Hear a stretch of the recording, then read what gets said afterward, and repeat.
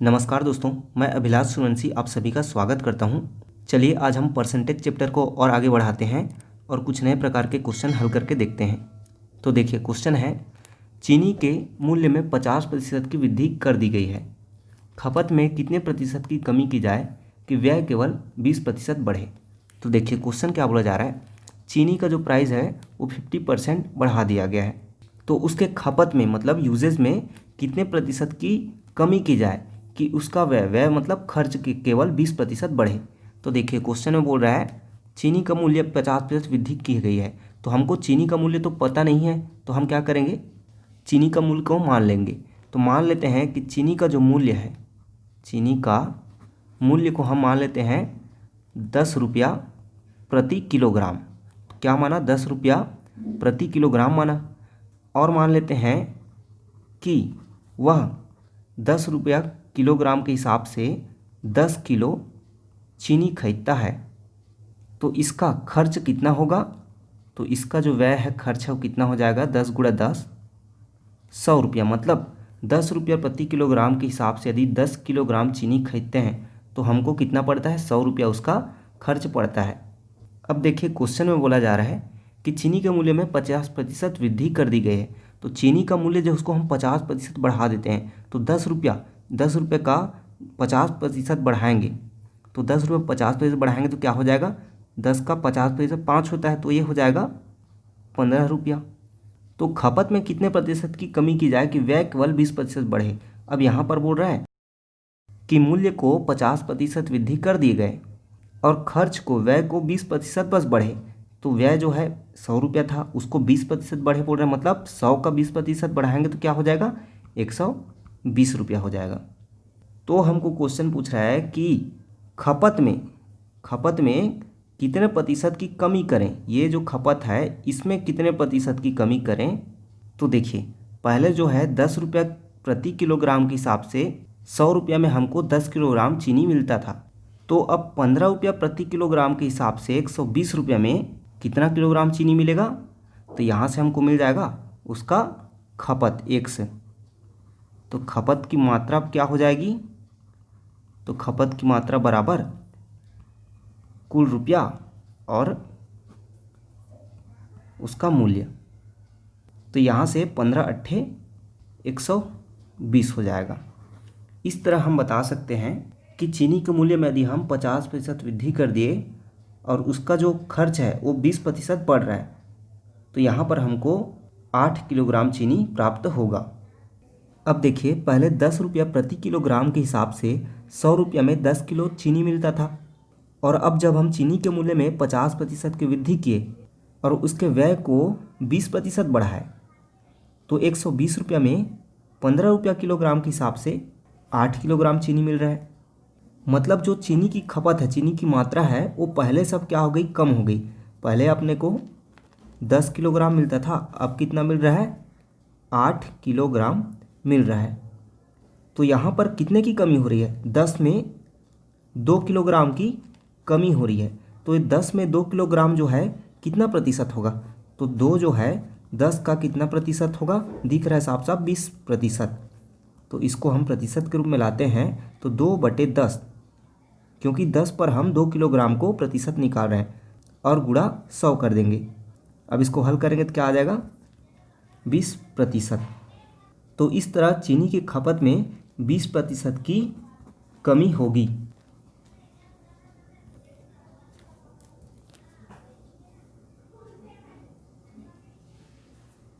चलिए इसी तरह का एक और क्वेश्चन देखते हैं। यदि किसी वस्तु की खपत में 20% की कमी करने पर व्यय में 12% की वृद्धि हो जाए तो इसके मूल्य में कितने प्रतिशत की वृद्धि होगी। तो वापस हम इसी विधि का यूज़ करते हैं, मूल्य गुणा खपत बराबर उसका जो व्यय है, खर्च है वो। तो देखिए मान लेते हैं उस वस्तु का जो मूल्य है वो अभी 10 रुपया प्रति किलोग्राम है, तो 10 किलोग्राम हम उसको लेंगे वस्तु को, तो उसका व्यय जो है, खर्च है, कितना हो जाएगा, 100 रुपया पड़ जाएगा। अब देखिए क्वेश्चन में बोल रहा है कि वस्तु की खपत में 20% की कमी करने पर, अब यहाँ पर उसकी खपत में 20% की कमी बोल रहा है, तो खपत के पहले कितना था, 10 किलोग्राम था, तो इसमें 20% की कमी करेंगे तो ये क्या हो जाएगा, 8 किलोग्राम होगा। व्यय में 12% की वृद्धि हो जाए, तो व्यय में क्या बोल रहा है, 12% की। तो देखिए 100 का 12% कितना होता है, 12, तो यह हो जाएगा 112 रुपया। तो पूछा जा रहा है कि इसके मूल्य में कितने प्रतिशत की वृद्धि हुई, तो इसके मूल्य में कितने प्रतिशत की वृद्धि हो जाएगी, तो मूल्य को हमको यहाँ पर बताना है कितने प्रतिशत की वृद्धि होगी। तो देखिए पहले क्या था, 10 रुपया के हिसाब से 10 किलोग्राम जो वस्तु है वो हमको 100 रुपया में प्राप्त होता था। तो अब है खर्च जो टोटल 112 रुपया है और खपत उसका 8 किलोग्राम है, तो मूल्य क्या हो जाएगा। तो इसको इधर पक्षांतरण करेंगे तो क्या आ जाएगा, ये जो मूल्य है वो हमें प्राप्त हो जाएगा। तो उसका जो मूल्य में परिवर्तन हो आ जाएगा 112 और बटे 8 किलोग्राम। तो ये हो गया 8 कम 8 और 8 चौक 32 रुपया। तो देखिए मूल्य में परिवर्तन कितना हो गया, ये जो निकला है वो क्या है, उसका मूल्य में परिवर्तन है। तो उसका मूल्य में परिवर्तन, प्राइस में परिवर्तन कितना हुआ, 14 रुपया हुआ। मतलब अब जो मूल्य है वो 10 रुपया से बढ़ के 14 रुपया हो गया। तो हमको यही पूछा जा रहा है कि उसके मूल्य में कितने प्रतिशत की वृद्धि हुई। तो देखिए पहले 10 रुपया था, अब 10 से बढ़ के कितना हुआ, 14 रुपया हो गया। तो 10 से 14 रुपया हुआ, तो इसमें कितना का बढ़ोतरी हुआ, +4 का हुआ। और 10 में 4 का वृद्धि हुआ है, तो 4 जो है 10 का कितना प्रतिशत हो जाता है, 40% हो जाता है। 4/10 गुणा 100 करेंगे तो कितना आ जाएगा, 40% आ जाएगा। इस तरह हम बता सकते हैं कि उस वस्तु के मूल्य में 40% की वृद्धि हुई।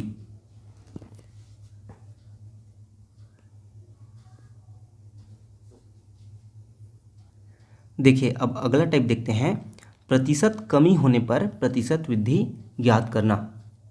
तो इसके लिए हम एक सूत्र यूज करेंगे, प्रतिशत वृद्धि बराबर प्रतिशत कमी बटे 100 माइनस प्रतिशत कमी गुणा 100। तो देखिए यह कॉन्सेप्ट क्या बोल रहा है कि यदि किसी संख्या में x% की यदि कमी कर दी जाए तो उसे पूर्व स्थिति में लाने के लिए कम की गई संख्या में कितने प्रतिशत की वृद्धि करनी होगी। जैसे कि कोई संख्या लेते हैं हम 100, इसमें हम x% की कमी कर देते हैं, तो x% मान लेते हैं हम 10% की क्या कर देते हैं, कमी कर देते हैं, तो यह क्या हो गया, 90 हो जाएगा। तो इसको हमको वापस 100 में लाने के लिए कितने प्रतिशत की इस पे वृद्धि करनी पड़ेगी, इसी को बताना है। तो हमको वापस क्या करना पड़ेगा, 10 की वृद्धि करनी पड़ेगी। अब देखिए 90 में हम 10 की वृद्धि करेंगे तो हमको 100 प्राप्त होगा।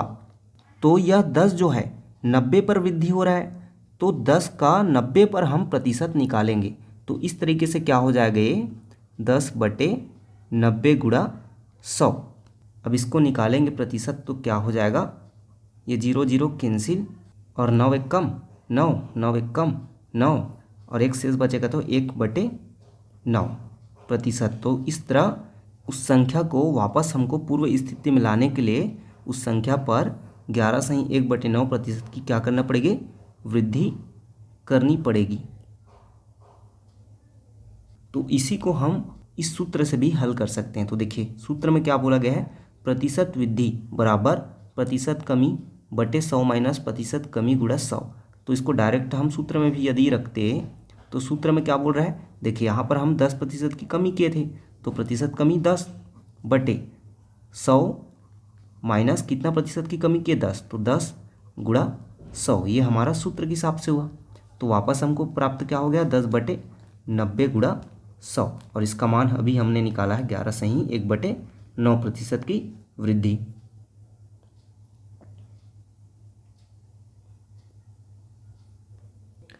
देखिए इस कॉन्सेप्ट पर आधारित के क्वेश्चन हल करते हैं। संख्या ए बी से 10% कम है तो संख्या बी ए से कितने प्रतिशत अधिक है। तो देखिए क्या बोला जा रहा है, संख्या ए बी से 10% कम है, मतलब मान लीजिए हम बी को 100 मानते हैं, तो ए जो है इससे 10% कम है, तो 10% कम करेंगे तो क्या आ जाएगा, 90।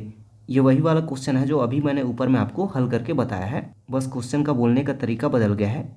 तो संख्या ए से बी 10% कम है, तो बी ए से कितने प्रतिशत अधिक है इसको हमको बताना है। तो देखिए बी जो है ए से कितने प्रतिशत कमी है, तो बी जो है 90 से 10 ज़्यादा है, मतलब 90 से 10 ज़्यादा है बोल रहा है, तो 90 पर हमको 10 की वृद्धि करनी पड़ रही है, तब जाके यह 100 हो रहा है। तो ये जो 10 है उसको हमको 90 पर प्रतिशत निकालना पड़ेगा। तो इस तरफ जो प्रतिशत वृद्धि जो है वो निकालने के लिए हम क्या करेंगे, 10 का 90 पर प्रतिशत, तो 10/90 गुणा 100। अब इसको हल करेंगे तो अभी इसका मान निकाले थे 11 सही 1/9%। तो इस तरह हम बता सकते हैं कि जो संख्या बी है वो ए से 11 सही 1/9% अधिक है। तो देखिए इसी टाइप का एक और प्रश्न हल करके देखते हैं। राम की आय श्याम की आय से 25% कम है, तो श्याम की आय राम की आय से कितने प्रतिशत अधिक है। तो देखिए क्या बोला जा रहा है क्वेश्चन, जो राम का आय हो श्याम की आय से 25% कम है, मतलब मान लेते हैं हम श्याम की आय को 100, तो राम की जो आय है वह कितना इससे 25% कम है, तो 100 का 25% कम कितना हो जाएगा, 75 हो जाएगा। तो हमको पूछा जा रहा है कि श्याम की आय राम की आय से कितने प्रतिशत अधिक है। तो अब बताना है कि जो श्याम का आय है वो राम का आय से कितने प्रतिशत अधिक है। तो कितना अधिक है, 75 में प्लस 25 करेंगे तो 100 आएगा, मतलब जो श्याम का आय है वो राम के आय से 25 अधिक है। तो इस 25 को हम 75 पर प्रतिशत निकालेंगे, क्योंकि जो इसकी वृद्धि हो रही है वो किस पे हो रही है, 75 पे हो रही है, ना कि 100 पर। तो 25 का 75 पर वृद्धि निकालेंगे तो हमको वृद्धि प्रतिशत प्राप्त हो जाएगा। तो 25 का 75 पर गुणा 100, तो इसको हल करेंगे तो क्या हो जाएगा, 25 से कम 25, 25 तिया 75, 100/3 मतलब 3 तिया 9, 3 तिया 9 और 1 शेष बचेगा तो 1/3%। तो इस तरह हम बता सकते हैं कि श्याम की आय राम की आय से 33 सही 1/3% अधिक है।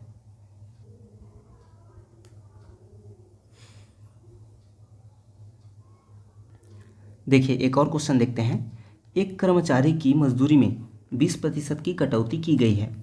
यदि उसकी मजदूरी को पुनः पहले की मजदूरी के बराबर लाना हो तो उसमें कितने प्रतिशत की वृद्धि करनी पड़ेगी। तो देखिए इसको हल करते हैं। मान लेते हैं उस कर्मचारी का मजदूरी कितना था, 100 रुपया प्रतिदिन था, तो उसकी मजदूरी को हम मान लेते हैं 100 रुपया। अब बोला जा रहा है कि उसकी मजदूरी में 20% की कटौती की गई है, तो 20% की कटौती करेंगे तो कितना हो जाएगा उसकी मजदूरी, अब 100 का 20% कटौती तो 80 रुपया हो जाएगा।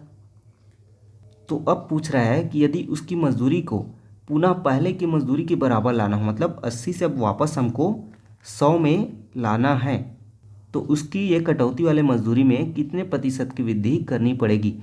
तो 80 में 20 का वृद्धि करेंगे तो 100 आ रहा है, तो इस 20 का 80 पर हमको प्रतिशत निकालना पड़ेगा। तो 20/80 और प्रतिशत के लिए गुणा 100।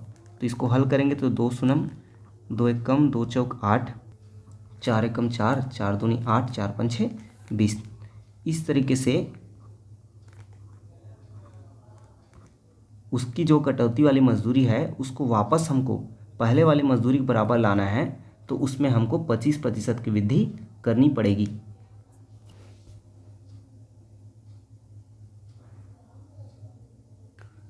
देखिए अगला क्वेश्चन है, चीनी के मूल्य में 20% की कमी हो जाए तो वह भार समान रखने के लिए इसकी खपत में कितने प्रतिशत की वृद्धि करनी चाहिए। तो क्वेश्चन बोल रहा है चीनी के मूल्य में 20% की कमी हो जाए, तो मान लेते हैं चीनी का मूल्य अभी कितना है, 100 रुपया है। अब बोल रहे हैं इसमें 20% की कमी हो जाए, तो 20% की कमी करेंगे तो कितना हो जाएगा, यह 80 रुपया हो जाएगा। अब बोल रहा है इसका व्यय भार समान रखने के लिए, मतलब जो उसका खर्च है वो समान रहे, परिवर्तन ना हो, मतलब जो 100 रुपया था पहले वो 100 रुपया ही रहे। तो मतलब इसको क्या बोल रहा है कि जो उसका खर्च है वापस हमको 100 रुपया मिले, 100 रुपया ही रहे, तो उसके खपत में कितने प्रतिशत की वृद्धि करनी पड़ेगी। तो हमको क्या बोल रहा है, उसके मूल्य को 100 रुपया ही रखना है, तो मूल्य को 100 रुपया ही रखना है, तो हमको 80 रुपया में 20 रुपया की वृद्धि करनी पड़ेगी, तब तो उसका जो खर्च है वह वापस हमको 100 रुपया प्राप्त होगा। तो 80 पर 20 रुपया की वृद्धि करनी पड़ेगी। तो इस 20 को 80 पर हम प्रतिशत के रूप में निकाल लेंगे।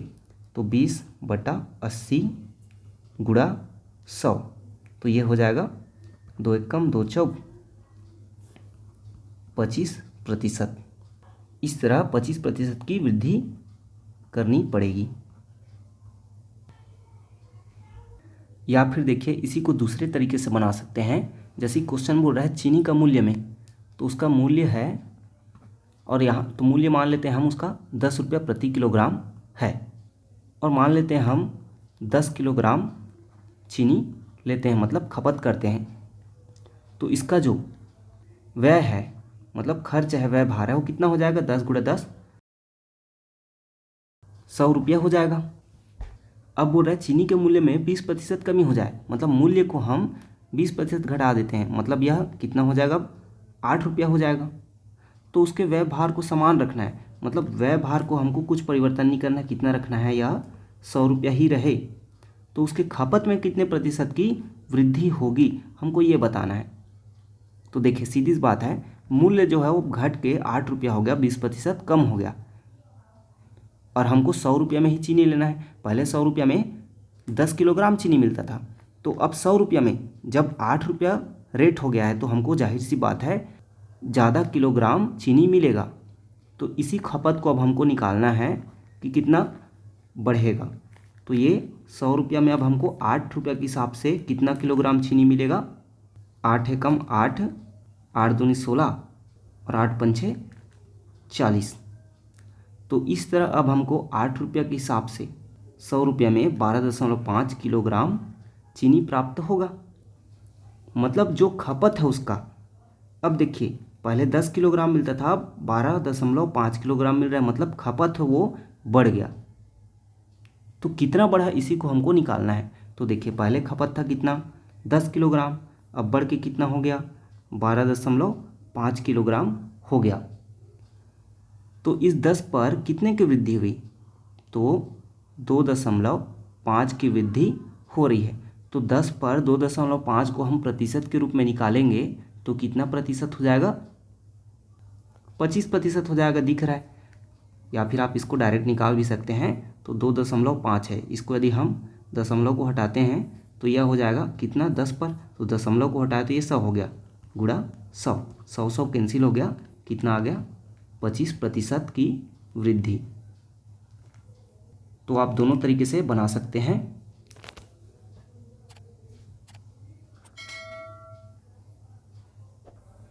चलिए इसी पर हम थोड़ा एडवांस क्वेश्चन देखते हैं।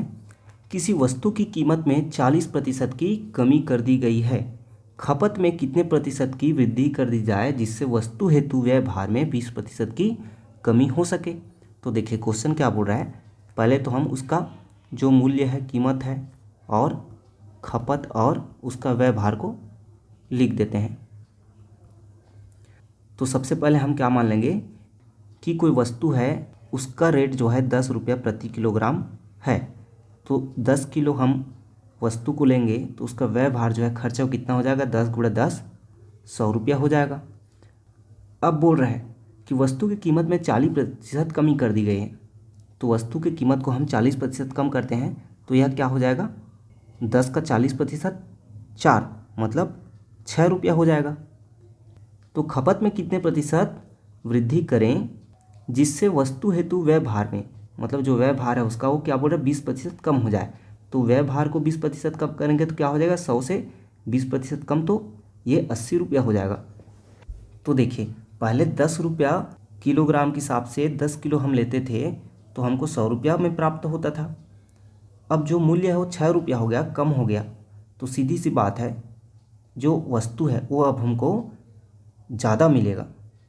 तो देखिए अब क्या है, 6 रुपया जो है 80 रुपया पर कितना मिलेगा ये बताना है। तो 6 रुपया के हिसाब से हमको 80 रुपया में बताना है। तो देखिए खपत में वृद्धि कितना हो जाएगा? 6/80, 80/6 हो जाएगा, क्योंकि मूल्य इधर से इधर ट्रांसफ़र कर रहे हैं। तो इसको हल करेंगे तो क्या हो जाएगा? 2 × 6 और 2 40 80।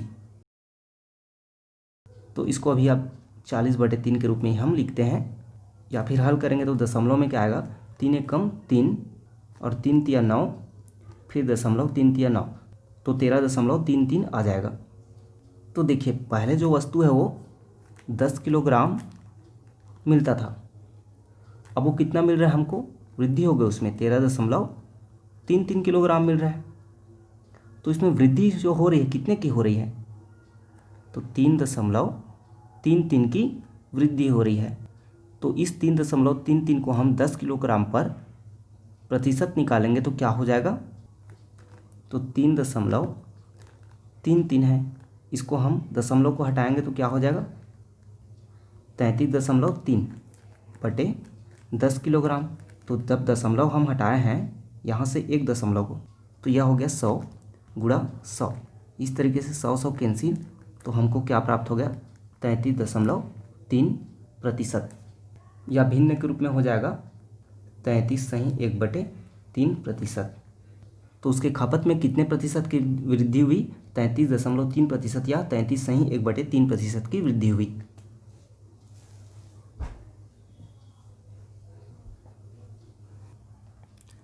देखिए अगला क्वेश्चन है, थोड़ा सा एडवांस है। चीनी की कीमत में 25% की कमी हो गई, परंतु इसके लिए होने वाले व्यय भार में 20% की ही कमी हुई। यदि कोई गृहिणी अब 40 किलोग्राम चीनी खपत करती हो तो पूर्व में कितना खपत करती थी। तो सबसे पहले हम क्या ले लेंगे, मूल्य गुणा खपत और उसका व्यय भार। तो देखिए मान लेते हैं पहले वह 10 रुपया किलोग्राम के हिसाब से 10 किलोग्राम को 100 रुपया में खरीदती थी। अब बोला जा रहा है उसके कीमत में 50% की कमी हुई, मतलब यह क्या हो जाएगा, 5 रुपया हो जाएगा कीमत जो है। और उसके व्यय भार में 20% की ही कमी हुई, व्यय भार क्या होगा, 20% का मतलब 80 रुपया हो जाएगा। तो हमको अब खपत को निकालना है, कितना है, तो अब खपत कितना कर रहा है यार, 80/5 रुपया, मतलब अब 80 रुपया में 5 रुपया के हिसाब से 5 एकम 5 और 5 छक्का 30 कितना मिल रहा है, 16 किलोग्राम मिल रहा है। तो देखिए पहले 10 किलोग्राम चीनी मिलता था, अब कितना मिल रहा है, 16 किलोग्राम मिल रहा है। तो हमको यह दिया, तो हमको यहाँ पर क्या दिया है कि गृहिणी अब 40 किलोग्राम चीनी खपत करती है। तो देखिए पहले तो इसको हम हल कर लेते हैं, अनुपात के रूप में ले आते हैं। तो देखिए इसको हल करेंगे तो यह हो जाएगा 2 पंचे और ये 2 अट्ठे, तो दोनों में मतलब पूर्व और अब के में कितना अनुपात हुआ, 5:8 हुआ। तो यहाँ पर हमको एक चीज़ दिया है कि ये वाला क्या है हमारा पूर्व वाला है और ये वाला क्या है अभी का है, तो दोनों में अनुपात 5:8 का हुआ। तो गृहिणी अब 40 किलोग्राम जब खपत करती है, मतलब पूर्व का हमको नहीं दिया है, कितना का दिया है वर्तमान का, तो 40 किलोग्राम। तो यहाँ से इसको हम हल करेंगे तो पूर्व में उसका खपत निकल जाएगा। तो देखिए ये अनुपात के रूप में इसको लिखेंगे तो क्या हो जाएगा, या पूर्व बटे 40 और इधर 5/8। इस 40 को इधर ट्रांसफर करेंगे तो क्या हो जाएगा, या 5/8 गुणा 40 बराबर यह हो गया उसके पूर्व का खपत। तो 8 एकम 8, 8 पंचे 40। तो इस तरीके से हम बता सकते हैं कि पूर्व में जो उसका खपत था वो कितना था, 25 किलोग्राम था। तो आशा करता हूँ दोस्तों मेरा पढ़ाया हुआ समझ आया होगा। तो वीडियो को अधिक से अधिक लाइक एंड शेयर कीजिए, और यदि अभी तक आपने मेरा यूट्यूब चैनल सब्सक्राइब नहीं किया तो सब्सक्राइब कर लीजिए ताकि नए वीडियोज़ का नोटिफिकेशन आपको मिलता रहे। धन्यवाद।